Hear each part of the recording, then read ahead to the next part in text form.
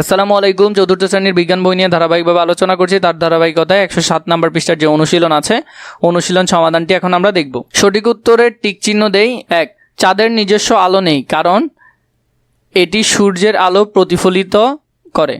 2, পূর্ণিমায় কি ঘটে? পৃথিবী থাকে সূর্য ও চাঁদের মাঝখানে।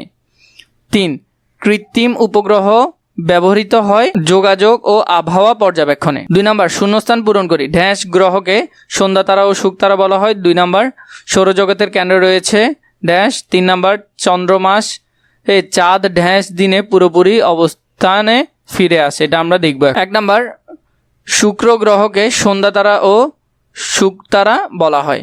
2 নম্বর, সৌরজগতের কেন্দ্রে রয়েছে সূর্য।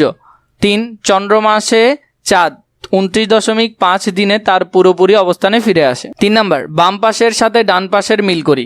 বাম পাশের সাথে আমরা ডান পাশ মিল করব। মঙ্গল গ্রহকে লাল গ্রহ বলা হয়। বুধ গ্রহ সূর্যের সবচেয়ে কাছের গ্রহ। শুক্র গ্রহের তাপমাত্রা সবচেয়ে বেশি। পৃথিবী এর পরিবেশ জীবের বসবাসের উপযোগী। নেপচুন সূর্য থেকে সবচেয়ে দূরের গ্রহ। নেপচুন হলো সূর্য থেকে। এগুলো সবগুলোই সেম, এগুলো উত্তর মিলে যাচ্ছে, একটু ভালো করে দেখে নিবে। এরপর আমরা যদি সংক্ষিপ্ত প্রশ্নে যাই, সংক্ষিপ্ত প্রশ্নে আছে সৌরজগতের কয়টি গ্রহ রয়েছে এবং কি কি। 2 নম্বর, পৃথিবীর উপযোগী পরিবেশ কি কি কারণে তৈরি হয়েছে। 3 নম্বর, সূর্য কিভাবে আলোকিত হয়। 4 নম্বর, ইউরেনাস গ্রহকে নীল এবং মঙ্গল গ্রহকে লাল গ্রহ বলা হয় কেন। তো এটা আমরা দেখব। 1 নম্বরে, সৌরজগতের কয়টি গ্রহ রয়েছে এবং কি কি। সূর্য এবং তার পরিবারের সদস্য মিলে তৈরি হয় সৌরজগৎ।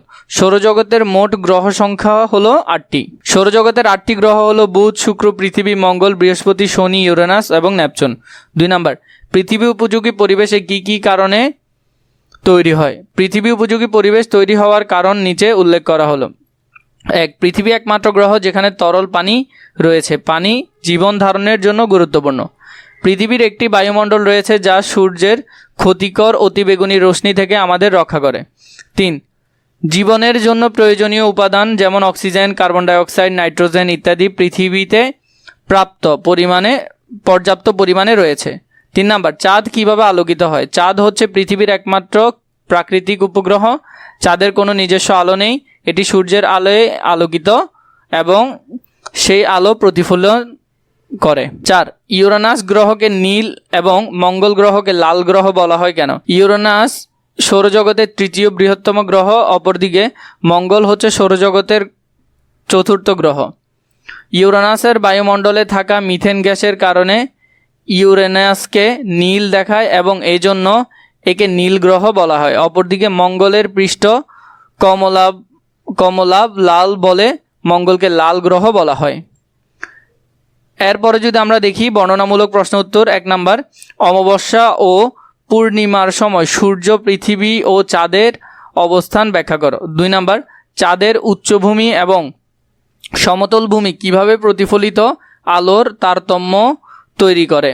3, দৈনন্দিন জীবনযাপনে মহাকাশের বস্তুসমূহের প্রভাব কিভাবে পড়ে তা ব্যাখ্যা করো। 1 নম্বর, অমাবস্যা ও পূর্ণিমার সময় সূর্য, পৃথিবী ও চাঁদের অবস্থান ব্যাখ্যা করো। অমাবস্যার সময় চাঁদ সূর্য এবং পৃথিবীর মাঝখানে থাকে। এই অবস্থানে চাঁদের আলোকিত অংশটি পৃথিবী থেকে দেখা যায় না। পূর্ণিমার সময় পৃথিবী সূর্য ও চাঁদের মাঝখানে থাকে। এই সময় চাঁদের সম্পূর্ণ আলোকিত অংশটি পৃথিবী থেকে দেখা যায়। 2, চাঁদের উচ্চভূমি এবং সমতল ভূমি কিভাবে প্রতিফলিত আলোর তারতম্য তৈরি করে। দূর থেকে পুরো চাঁদকে দেখলে আমরা চাঁদের গায়ে হালকা ও গাঢ় 2 রঙের আলো দেখতে পাই।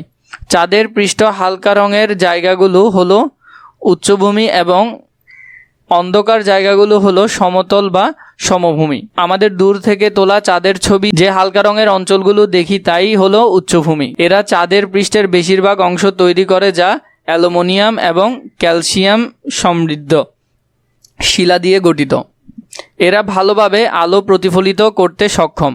অপরদিকে চাঁদের পৃষ্ঠে ছড়িয়ে ছিটিয়ে থাকা মারিয়া নামক কালো ও মসৃণ অঞ্চলেই হলো সমভূমি।